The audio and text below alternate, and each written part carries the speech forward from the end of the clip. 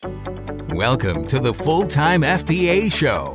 In each episode, it's our goal to help you turn part-time hours into a full-time income selling almost anything on Amazon. And now, your hosts of the show, Stephen and Rebecca Smotherman.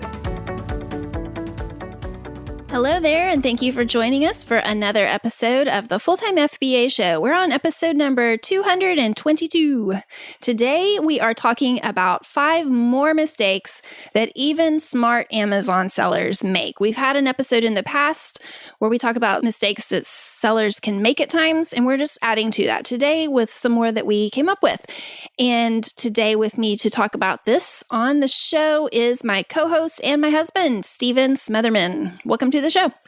I make mistakes all the time. I just want to put that out there. And true. So it's a true story. It is. And so we want to make sure we learn from our mistakes and that you learn from our mistakes. And so we're going to get into some mistakes today to see how we can avoid them together. And we'll talk about that today on the Full-Time FBA Show. So Stephen isn't the only one who makes mistakes. We all make mistakes. Even I make mistakes. Haha. Of course I make mistakes. But we all want to avoid mistakes. It's a great way to learn, but you don't want to continually make mistakes all the time. And if this is you, then you're in the right place, as we'll be discussing today 5 more mistakes that Amazon sellers make. So when we say 5 more mistakes, it's because we've actually done a handful of podcast episodes on understanding and avoiding mistakes that most Amazon sellers, even smart, experienced sellers, can make. Our most popular episode would be episode number 143, which you can listen to later at fulltimefba.com/143. And today we're going to break down 5 more mistakes.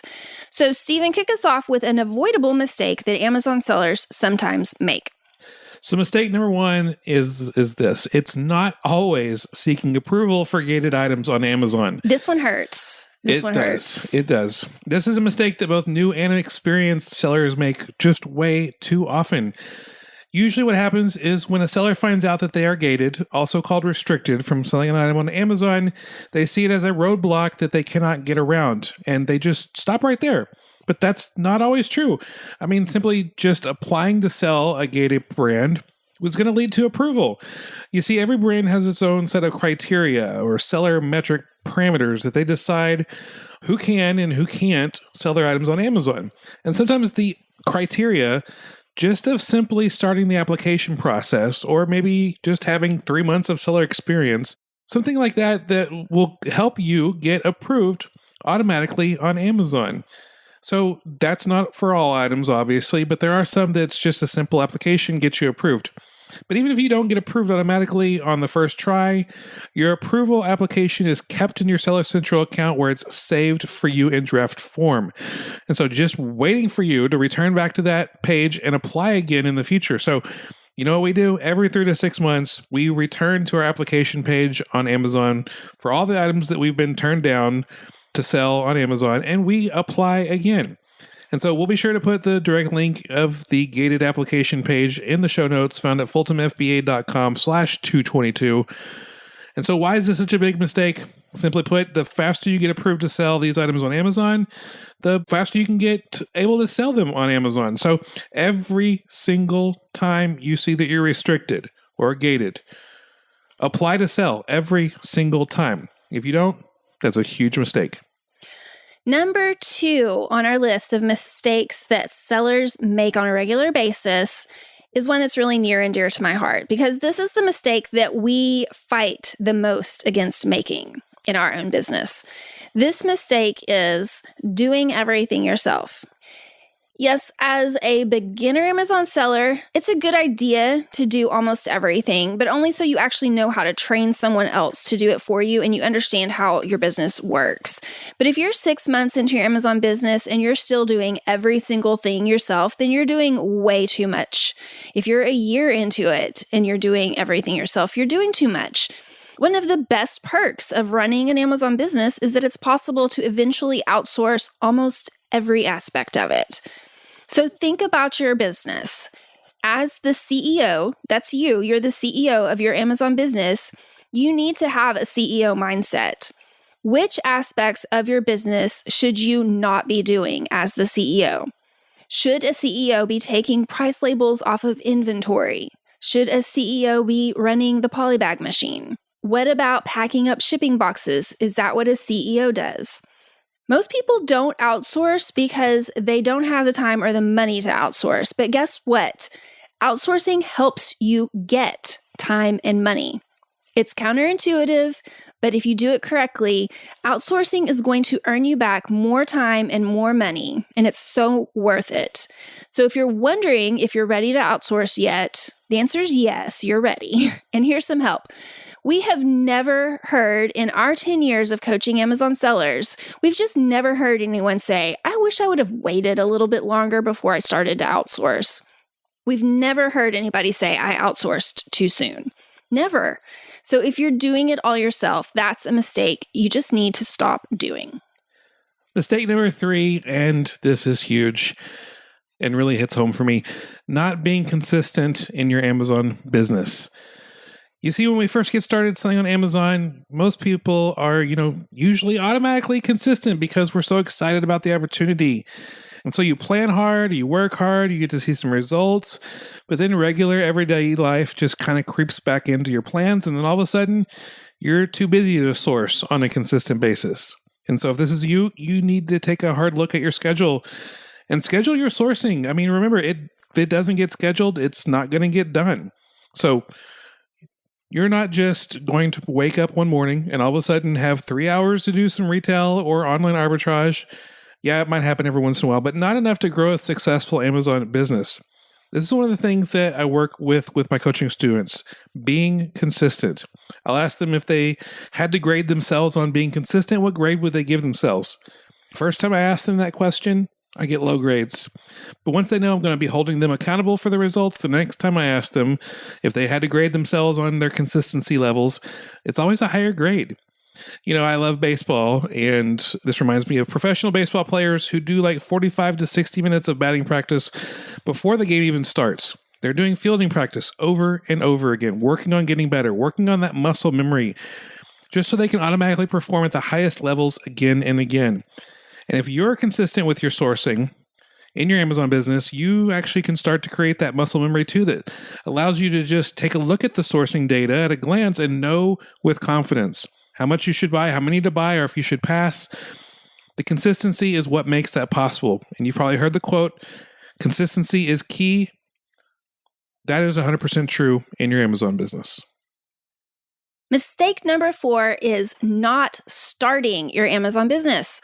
And this might hit a few of our podcast listeners hard because we've had people tell us, I listened to your podcast for a year or more before I finally got started in my Amazon business.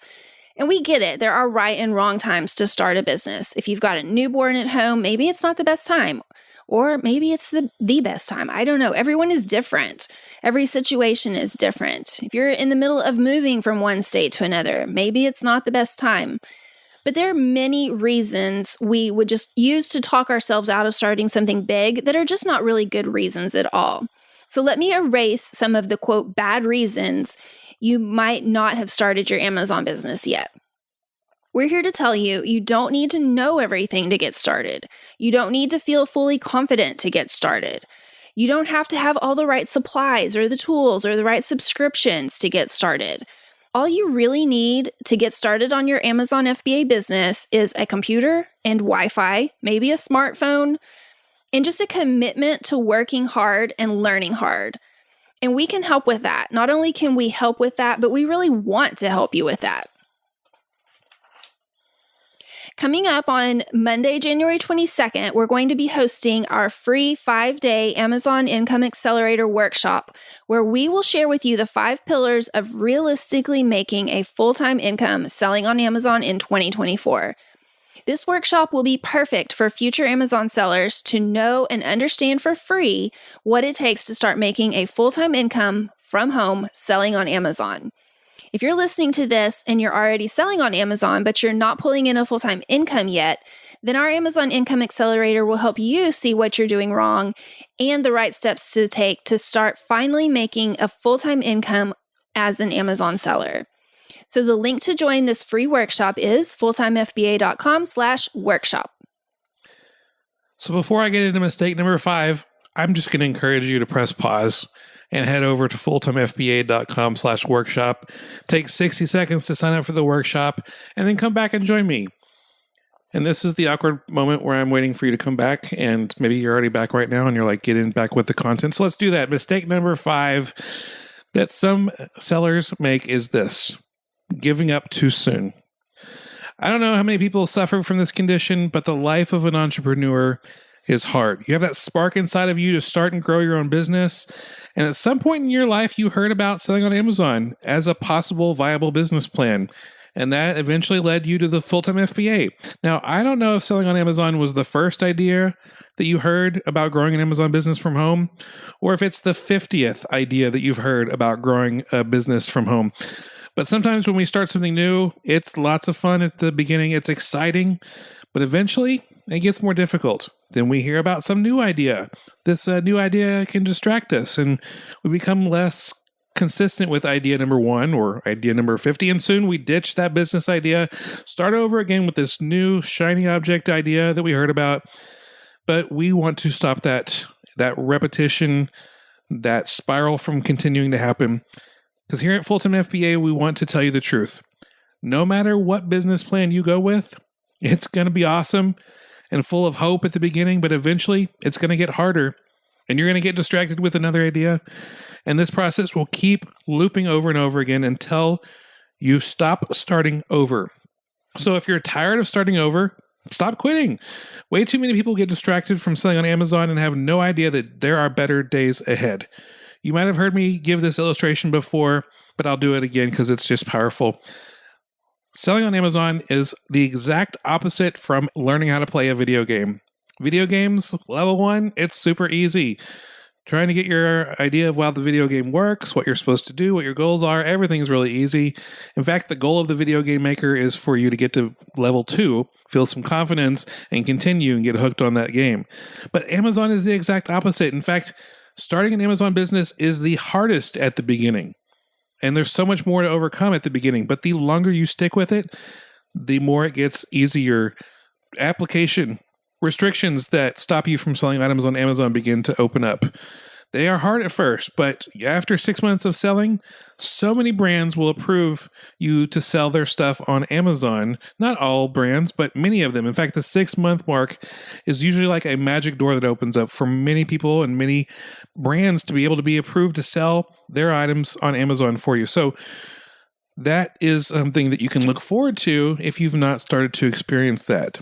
So whether you're tempted right now to give up, or if you're not, just know that you will be soon. So be on the lookout for that temptation to give up or move on so you can fight against it.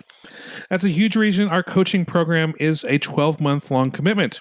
You're going to go through some fun at the beginning, but also some hard times, and we don't want you to do that alone. So with our coaching program, we walk you through how to make a full-time income selling on Amazon, and we walk through that process with you for the 12 months that you are in the program. And if you're curious what our coaching program focuses on for those 12 months, we invite you to get a taste with our upcoming free online 5-day Amazon Income Accelerator workshop. You heard me talk about it earlier in the podcast, so I won't talk much about it now, but it's the best way to learn what it takes to realistically make a full-time income selling on Amazon. Again, the link is fulltimefba.com/workshop to get signed up for free. And even though the workshop is free, we've planned or organized this workshop to be even better than the last paid Amazon course that you invested in. So expect to learn the actual strategies and skills that we've used to make a full-time income selling on Amazon.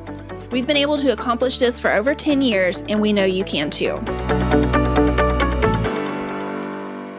Thank you so much for joining us for this episode of the Full-Time FBA Show. You can find the links that we've mentioned and the show notes for this episode at fulltimefba.com/222 because this is episode number 222. Next week on the Full-Time FBA Show, you're not going to want to miss this. We're going to walk you through 3 critical components to thriving in 2024 with your Amazon business despite the economy. So we'll see you next week on the Full-Time FBA Show. That's all for this episode of the Full-Time FBA Show. So head over to fulltimefba.com/podcast, where you'll find the show notes and links from this episode. While you're there, subscribe to our newsletter where you'll get several free downloads of our popular and helpful Amazon FBA resources. Now, take action on what you've learned today so you can find success at turning part-time hours into a full-time income with Amazon FBA.